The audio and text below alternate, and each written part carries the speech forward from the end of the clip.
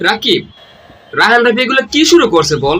তাণ্ডবের মতো একটা সিনেমা, এত বড় বাজারের একটা সিনেমা, যে সিনেমাটার বাজেট নাকি ধরা হয়েছে 30 কোটি, সেই সিনেমাটার একের পর এক শুটিং দৃশ্য বেড়া অনলাইনে পাওয়া যাচ্ছে, অনলাইনে ঘুরে বেড়াচ্ছে বেড়া।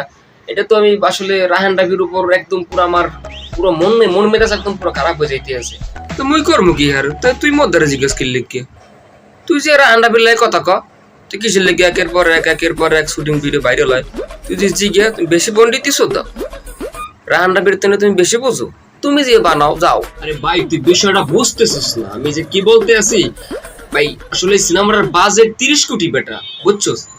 সে সিনেমাটা যদি এভাবে একের পর এক যদি শুটিং গুলো যদি এরকম অনলাইনে ঘুরে বেড়ায়, তাহলে তো সিনেমাটা বেটা তোর একদম পুরো যে হাইপ আছে, শুরু থেকে যে হাইপ ছিল, আসলে হাইপ তো নষ্ট হয়ে গেছে।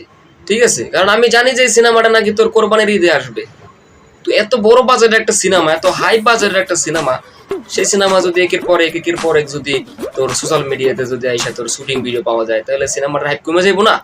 কালার ফালার পাগলে কয় কি হনছো, কয় 30 কোটি টাকা বলে বাংলা সিনেমার বাজেট। এবারে 30 কোটি টাকা জীবনে গুণে দেখছস? এই বাংলাদেশের পরিচালক এবার 30 কোটি টাকা গুনতে পারে? একটা বাংলা সিনেমার বাজেট 30 কোটি টাকা, কইলি আর হয়ে গেল? এত সোজা? এ সর তুই তাইতে সর, যা সর। শালার বাঙালি এত খারাপ, তোদের কারণে তো এবার ভালো জিনিস হয়ই না, আবার ভালো জিনিস এবার ঠিক মতো সাপোর্টও দেস না। ভালো জিনিস আমরা সাপোর্ট দিই না।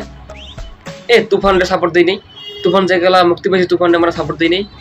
তারপর এই যে কিছুদিন আগে যে বরবাদ ছবি দেখলাম, বরবাদ আমরা সাপোর্ট দিই নেই।